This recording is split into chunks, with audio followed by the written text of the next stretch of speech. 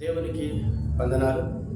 మరి యొక్క వాక్యాంశంతో మీ వద్దకు వచ్చుటకు దేవుడు నాకు ఇచ్చిన ఉచితమైన కృపను బట్టి దేవునికి నేను కృతజ్ఞతాస్తుతులు తెలియజేసుకుంటూ ఈనాటి యొక్క వాక్య సందేశమును వింటూ వీక్షిస్తున్న మీ అందరికీ ప్రభువైన యేసుక్రీస్తు వారి నామం పేరిట శుభాభివందనం తెలియజేసుకుంటాం. వైద్యుల సహోదరి సహోదరులారా, ఈ దిన వాక్య సందేశం యొక్క అంశం దేవుని ఇష్టపడే వారికి. అవునండి, యోహాను సువార్త 15వ అధ్యాయం 7వ వచనం, నా యందు మీరు మీ యందు నా మాటను నిలిచి ఉండిన యెడల మీకు ఏది ఇష్టమో అడుగుడి, మీకు దానిని అనుగ్రహింపబడదు. వాక్యం బోధిస్తుంది. అవునండి, మీరు దైవ లేఖనాలు చూస్తున్నాం. దేవుని యందు మనం ఉండాలని, ఆయన మాటలు మనలో ఉండాలని ఆయన ఇష్టపడుతున్నాడు. కానీ దేవునికి ప్రియ సహోదరి సహోదరుడు, ఈరోజు ఈ లోకంలో ఉన్న అనేకమైన లోకానుసారమైన వాటిని మనం ఇష్టపడుతున్నాము. లోకానుసార దృశ్యాలను బట్టి, లోకానుసార జీవితాలను బట్టి, లోకానుసార ఆశలను బట్టి మనం ఇష్టపడుతున్నాము. మరి నీ దైనందిన జీవితంలో, నీ దినచర్యలు దేవుని ఇష్టపడే జీవితం నీకుందా? దేవుడిని ఇష్టపడుతామని ఆయన ఆశపడుతున్నాడు. అవును, ఆయన యందు నీ జీవితం ఉందా? నీ యందు ఆయన మాటలు ఉన్నాయా? అవును, నీ దినచర్యలు దేవుని నిత్యము ఇష్టపడుతున్నావా? దేవుని జీవించడానికి ఇష్టపడుతున్నావా? దేవుని యొక్క ఆశీర్వాదాలు పొందుకోవాలని ఇష్టపడుతున్నావా? అయితే నీకోసమే ఈ వర్తమానం అండి. దేవుడు నిన్ను ఇష్టపడుతున్నాడు. ఆయన నిన్ను ఇష్టపడ్డాడు కనుకనే నీ కొరకైన ప్రాణం పెట్టాడు. ఆయన రక్తాన్ని చెందించాడు. ఆయన యొక్క శరీరాన్ని బలియాగం చేశాడు. మరి నీవు ఆయనను ఇష్టపడుతున్నావా? సహోదరి సహోదరుడా, ఇష్టపడితే ఆయన నీకు ఏది ఇష్టమో దానిని అనుగ్రహిస్తారని యేసు ప్రభు ఈరోజు నీతోనే మాట్లాడుతున్నాడు.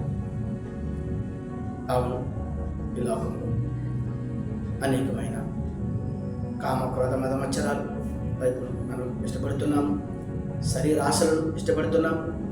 అనేకమైన ఆకర్షణీయమైన దృశ్యాలను చూసి ఇష్టపడుతున్నాము. కానీ పలువురు సెలవులో చెందికి ఆ సెలవుపై నీ కొరకు ప్రాణం అర్పించిన యేసుని చూడగలుగుతున్నావా? ఆయన చూసి నువ్వు ఇష్టపడుతున్నావు. ఇష్టపడితే ఆయన నేను తప్పకుండా ఆశీర్వదిస్తాడు. దేవునికి ప్రియమైనారు. ఒక చిన్న కథ చెప్పాలని ఆశపడతాను. ఒక ప్రదేశంలో ఒక చెరువు ఉంది. ఆ చెరువులో అనేకమైన చేపలు నివసిస్తున్నాయి. చాలా సంతోషం ఉన్నాయి, సమాధానం కలిగి జీవిస్తున్నాయి. ఈ సంతోష సమాధాన సమయంలో ఒక వేటగాడు ఆ చెరువు దగ్గర వచ్చి నిలబడి ఆ చెరువు మీద కన్ను వేశాడు. అందులో చేపల సమూహాన్ని చూసి, ఈ చేపలను పట్టుకుంటే నా జీవనోపాధి గడుస్తుందని, ఇక్కడ అనేకమైన చేపలు ఉన్నాయని ఆలోచించి తను వెళ్ళిపోయాడు. వెళ్ళాలి. మరి ఆ చేపల సమూహంలో ఆత్మీయమైన ఒక చేప ఉంది. అది ప్రభువైన యేసుక్రీస్తు నామమున చేప. ఆ చేపకు ఒక భర్త కూడా ఉన్నాడు. ఆయన భర్త దేవుని యందు విశ్వాసం ఉంచలేని వాడు. వేటగాడు వచ్చి ఆ చెరువుపై కన్ను వేసి ఆ చెరువు చేపలను పట్టాలని ఆలోచించుకున్నాడు. ఆ ఆత్మీయమైన చేప, ప్రభు యేసుక్రీస్తుని విశ్వాసం ఉంచిన చేప, దేవుని ప్రార్థిస్తే ఈ ఆపద నుండి మమ్మల్ని దేవుడు తప్పిస్తాడని తన మనసులో అనుకొని తన భర్తతో చెబుతుంది, ఏవండి, రేపటి దినాన ఈ చెరువు దగ్గరికి ఒక వేటగాడు రాబోతున్నాడు. వల వేసి ఈ చెరువులోని చేపలన్నీ పట్టుకుపోతున్నాడు. మరి ఆయన ఆ వలలో చెక్కితే మన ప్రాణాలు పోతాయి కదా. కనుక నేను నమ్ముకున్న దేవుడు యేసుక్రీస్తు నిజమైన దేవుడు అండి. మన ప్రాణాలకు బదులుగా ఆయన ప్రాణాన్ని మనల్ని విమోచించడానికి ఆయన ప్రాణాన్ని కలువరి శిలువను బలియాగం చేశాడు. ఈరోజు ఆయన యందు మనం ఉండి, ఆయన మాటలు మన యందు ఉండి, మనిద్దరం కలిసి కన్నీరు కార్చి ప్రార్థన చేస్తూ దేవుడు ఈ విపత్కరమైన ఆపత్కాలం నుండి మనకు తప్పిస్తాడండి. భార్య చేప భర్తతో మాట్లాడుతుంది. ఆ భర్త చేప అంటుంది, ఈ చెరువు ఒక ప్రదేశంలో, ఈ చెరువుకు ఒక నది కానీ ఒక సముద్రంతో కానీ కనెక్షన్ లేదు కదా, ఎవరు మనల్ని రక్షిస్తారు, ఎవరు మనల్ని కాపాడగలరు అని భర్త చేప భార్యతో అంటున్నప్పుడు భార్య చేప అంటుంది, నేను నమ్ముకున్న దేవుడు అసాధ్యములు స్వసాధ్యములు చేసే దేవుడు అండి. ఆయన సర్వసృష్టికర్త అండి, ప్రభు యేసుక్రీస్తు వారు. ఆయన జీవులు గల దేవుడు అండి. మనం ప్రార్థిస్తే మన ప్రార్థన వింటాడండి. మనం కన్నీరు కాలిస్తే మన కన్నీరుని చూస్తాడండి. మనల్ని ఆపత్కాలం నుండి విడిపిస్తాడండి. ఆయన వాక్యం ఉంది కదా, ఆపత్కాలం నీకు నాకు మొరపెట్టుకు, నేను నిన్ను విడిపించదనని ఆయన వాక్యం బోధిస్తుందండి. కనుక దేవుని విశ్వాసం అని మనిద్దరూ ఏకీపించి ప్రార్థన చేద్దామని భార్య చేత భర్త ఎంతగానో బ్రతిమారు. కానీ భర్త చేత విననల్లదిగా ఉంటూ తన జీవితాన్ని సాగిస్తుంది. వేటగాడు రానే వచ్చాడు, కొన్ని చేపలు పట్టుకొని వెళ్ళిపోయాడు. అలా చేప ఉంటుంది, ఏమండి ప్రార్థన చేద్దామని, నేను నమ్ముకున్న నిజమైన దేవుడు అండి, నమ్మండి, మన జీవితంలో అద్భుత కార్యం చేస్తాడండి, మనం విడిపింపబడతామండి అంటే ఆ భార్య చేప ఆ భర్త చేప అంటుంది, నీకు మధ్య స్థిమితం లేదా? ఇంతమంది ఈ చేపల సమూహంలో మనం ఎలా రక్షింపబడగలం? ఇది అసాధ్యమైనది అని భర్త చేప అంటూ ఉంది. దేవునికి ప్రియమైనరా, రెండవ రోజు వేటగాడు వచ్చాడు, కొన్ని చేపలు పట్టుకొని వెళ్ళాడు. వారి చెరువులో చేపలన్నీ పట్టడం మొదలుపెట్టాడు. చెరువులో చేపలన్నీ అయిపోయాయి. ఆ యొక్క భార్య చేప భర్త చేప మాత్రమే ఆ చెరువులో మిగిలిపోయాయి. గమనించండి, ఇన్ని రోజులు చేపలు పట్టేటప్పుడు అన్ని చేపలు దొరికాయి, కానీ ఆ 2 చేపలు దొరకలేదు. అవును, వాటిని దేవుడు రక్షిస్తున్నాడు, కానీ భర్త చేప అది గ్రహించటం లేదు. అవునండి, ఈ లోకంలో దేవుడు మన పట్ల ఎన్నో మేలు చేస్తున్నాడండి. ఉదయకాల సమయం మనం లేచి మన దినచర్యను ప్రారంభించినప్పుడు మనం ఆయన కాసి కాపాడుతున్నాడు. అవును, నువ్వు లేచుట, నువ్వు కూర్చుంటుట నాకు తెలిసే ఉన్నది అని ఆయన అంటున్నాడు. అవునండి, మన దినచర్యలో ఆయన ఇష్టపడే జీవితం మనకు ఉందా? సహోదరి సహోదరుడా, ఆయన మాటల ద్వారా జీవించే జీవితం వలుసుకోవడం మనకు ఇష్టముందా? అయితే ఈరోజు ఖచ్చితంగా ఆశింపబడతాం ఈ వర్తమానం వింటున్న సహోదరి సహోదరుడా. అవునండి, ఆ 3వ రోజు వేటగాడు వచ్చి ఆ 2 చేపలు వల ద్వారా పట్టాడు. ఆ వలలో ఉంటున్న చేప అంటుంది, ఏమంటే ఇప్పుడైనా మనం ప్రార్థన చేద్దాం, దేవుడు మన పట్ల అద్భుతమైన కార్యం చేస్తాడండి అంటూ ఉంది. కానీ భర్త చేప వినలేదుగా, మరి దాన్ని మార్కెట్లోకి తీసుకెళ్ళి అమ్మడం జరిగింది. అప్పుడు కూడా చెప్తుంది, ఏమండి ఇప్పుడైనా కన్నీరు కాచి ప్రార్థన చేద్దామండి. కన్నీరు కాచి ప్రార్థన చేస్తే దేవుడు మన ప్రార్థన వింటాడండి అని చెప్పినప్పుడు భర్త చేప వినలేదుగా ఉంది.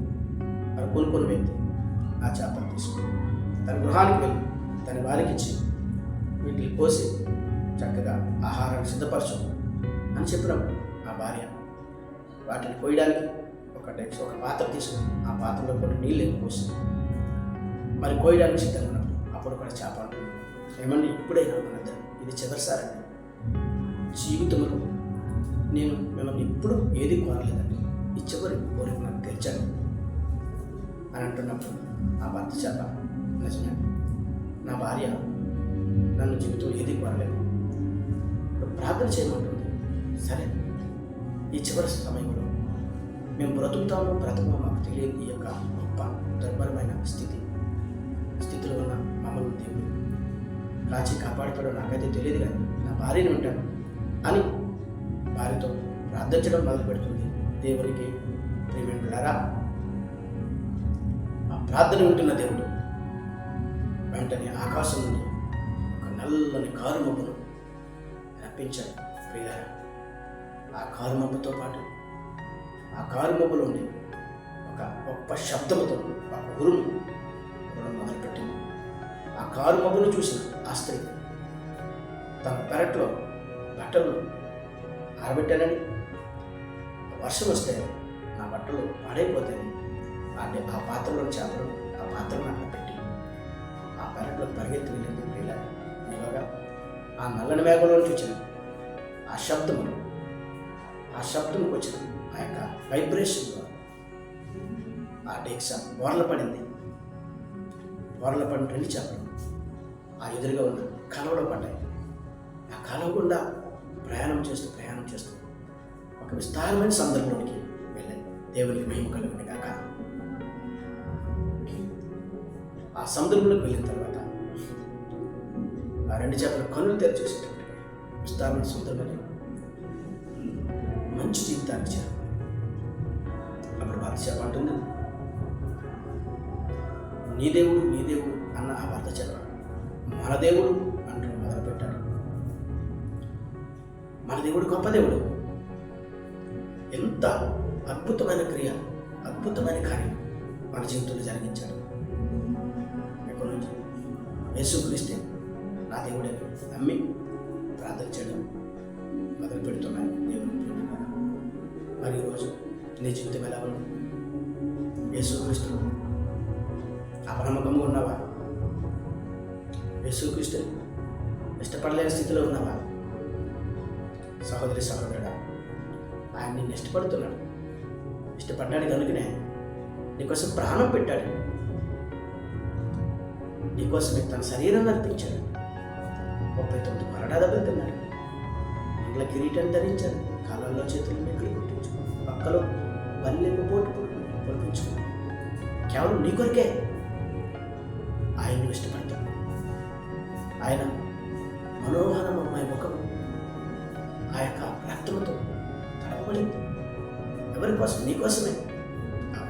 ఈరోజు ఈ లోకాన్ని ఇష్టపడుతున్నావు, లోకాంతో వ్యక్తులు ఇష్టపడుతున్నావు, కానీ లోకమును ప్రేమించి లోకమును నిన్ను ప్రేమిస్తున్నాను. జీవము గల దేవుడైనా నా యేసయ్యను ఇష్టపడుతున్నావా? ఇష్టపడితే ఈ వర్తమానం నీకే. ఈరోజు నీ జీవితం ఎలా ఉంది? అస్తవ్యస్తంగా ఉందా? కష్టాల్లో ఉన్నావా? కన్నీటితో ఉన్నావా? బాధలతో ఉన్నావా? అయితే యేసుక్రీస్తుని విశ్వాసం వచ్చి కన్నీరు కార్చిన నువ్వు భార్య భర్తగా ఉన్నాడు, కుటుంబంగా ఉన్నవారైనా ప్రార్థించగలిగితే యేసయ్య నీ మనవులను వినడానికి సిద్ధంగా ఉన్నాడు. అవునండి, మరి కథ యొక్క అర్థాన్ని నేను చెప్తున్నాను. ఆ చెరువు ఒక రకానికి సాదృశ్యమని, ఆ చెరువులో ఉన్న జలసమూహం నేనని, వేటగాడు అపవాదని నిన్ను నన్ను చిక్కించుకోవడానికి వస్తున్నాడని, దాని నుండి విప్పింపబడాలంటే మరి మోకరించి ప్రార్థన చేయాలని అర్థం తెలుపుతుంది. అవును, అపవాది గర్జించి చూడమని ఎవరిని మృంగుదురా అని తిరుగులాడుచుండగా మరి సమయంలోని ఎదురు ఈ శక్తివంతమైన వాక్యం వచ్చుచుండగా ప్రార్థిస్తావా? సహోదరుడా, విమోచన పొందుకుంటావా? విడుదల పొందుకుంటావా? అవును, ఆ 2 చేపలు ఆ లోకం నుండి, లోకాంశ వ్యక్తుల నుండి వేరు చేయబడ్డాయి. ప్రార్థించి కన్నీరు కార్చిన, ఏకీపించి కన్నీరు కార్చిన ఆ 2 విడిపింపబడ్డాయి, విమోచింపబడ్డాయి. శాంతికి సమాధానం కలిగిన ఆ మంచి సముద్రంలోకి, విస్తారమైన సముద్రంలోకి చేర్చబడ్డాయి. అవును, ఈరోజు మన భార్య భర్తగా ఉన్నారేమో, కుటుంబ సభ్యులు ఉన్నారేమో, దేవుని నమ్ముకుని బిడ్డలుగా ఉన్నారేమో, నమ్ముకోలేని బిడ్డలుగా ఉన్నారేమో.